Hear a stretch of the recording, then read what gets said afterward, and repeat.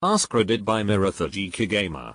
What's something that just disappeared without anyone noticing? Clanking. Farmville.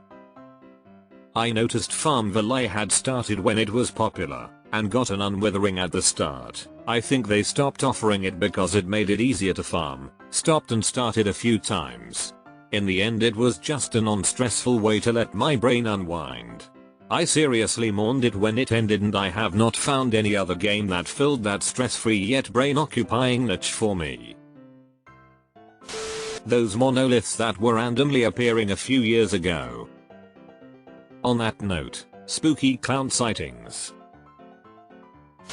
There's not really one word for it, but there used to be this thing where you weren't ever supposed to reveal your real name online. Now it's pretty much commonplace for people to do so. RSL. Soap. Fruitopia. FarmersOnly.com. https://farmersonly.com commercials. The first I ever heard about this was last week while watching a video on how to use Excel to generate QR codes.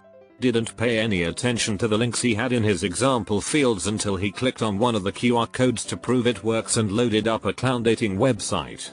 He also had refrigerating.com. http://refrigerating.com. Manual physical switches, buttons, etc. Everything is a touchscreen or touch sensitive thing now. I really hate touching a completely flat, smooth surface to activate or work something. It makes it nearly impossible to do without looking. Many also require multiple seconds of touching to avoid accidental activation. Looking at you. Washing machines. At least 5-6 years ago they had those sort of squishy bumps, but still. I miss dials and knobs and switches. I want the feedback. My car doesn't have automatic windows or door locks and my elementary age children don't know how to cope with it. Lol. Those cute decorative balls for car antennas. Jack-in-the-box ball for life. Sadly actual winters. NJ here. Yes, there will be cold days, but we had out usual December warm up already and expecting an Arista tomorrow which should be all snow, but of course it's too warm and in the 50s. Christmas say forecast calling for low 50s. Can't remember the last time it felt seasonable for Christmas. Yep. I'm in Texas, which is already warm, but we haven't gotten a freeze yet. Usually, our first freeze happens in late November or early December.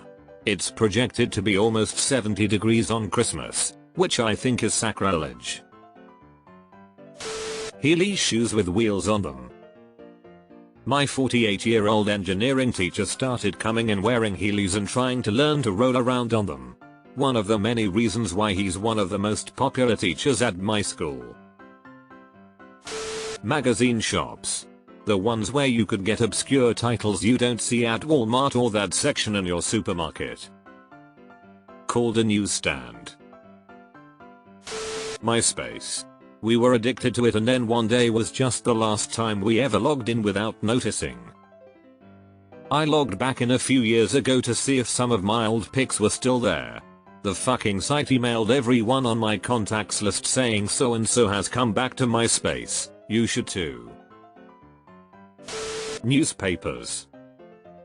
They are dying left and right these days. Print has become expensive, and the papers that survive are all going to online only access. Try packing something now. Nobody has any newspapers laying around to stuff in the boxes anymore. As a former newspaper reporter I definitely noticed it. Bugs. Back in the day when you got gas you always had to clean your windshield of dead bugs. Birds are also disappearing because of lack of bugs to feed nestlings.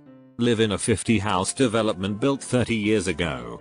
As people around me got older they made more money and hired lawn care companies that douse ground trees bushes with pesticides and herbicides. So they can have perfectly groomed sod. My house is the only one with lightning bugs and foraging bird parents. Parks. Beaches and marshes are now sprayed extensively because one mosquito tested positive for West Nile virus. Trees and bushes are going extinct where I live. First thing people do after buying a pre-owned house is raise all the trees and bushes. We don't want to rake or prune stuff. And we don't want spiders, mosquitoes, ticks, birds or mice hiding in things. Our children and dogs are in danger. Just plant some beach grass and put down sod. There used to be more third places that didn't cost money. There are parks here and there and libraries, but otherwise, there's church and stores. They've been dwindling for decades, but I graduated in 2010 and have noticed a significant decrease in the last decade or so. It's really sad.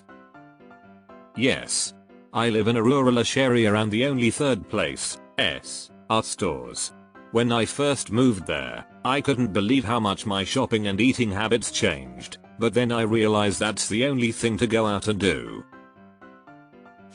Our privacy. This was talked about in the late 90s as the internet was getting popular. After 9/11 privacy went out the window. I remember the debate being privacy is a right, not anymore. Native ecosystems. I walk around the woods and only see invasive plants. My friends walk around and see a beautiful lush forest. True native ecosystems, at least here in the USA, are in peril and hardly anyone notices. It's honestly insane how many invasive species are in us nowadays. It's changed even since I was a kid. Crop circles. The alien that was making those got caught by its parents and they took away the keys to the spaceship. Pogs. Remember Pogs? Remember when Alf came back? In Pog form. Got I the singer with one hit track. Now he's just somebody that we used to know. I know this is a joke, but I actually love Heart's a Mess. Great song. Waterbeds. My parents had one when I was a kid. The only memory I have of it was trying to sit still on it, staring at myself in the headboard mirror, and furiously scratching my chicken pox. McDonald's all-day breakfast. They quietly discontinued it at the beginning of the COVID pandemic. This must have been location-based, because the one I lived near stopped selling breakfast by 1030-11 years ago, like at least 10. I only remember this being such an issue because I used to work weird shift hours, and if I got held up, I would sometimes miss my beloved Egg McMuffin. The middle class. Home ownership. Fidget spinners. I think those got overshadowed by all of the different kind of fidget toys you can buy. Consequences for bullies and trolls. Since when did bullies and trolls ever have consequences? Payphones. In Australia, all our payphones are free to call any landline or mobile number in the country. I mean, you have to know the number you need to call, but it's a nice option to have.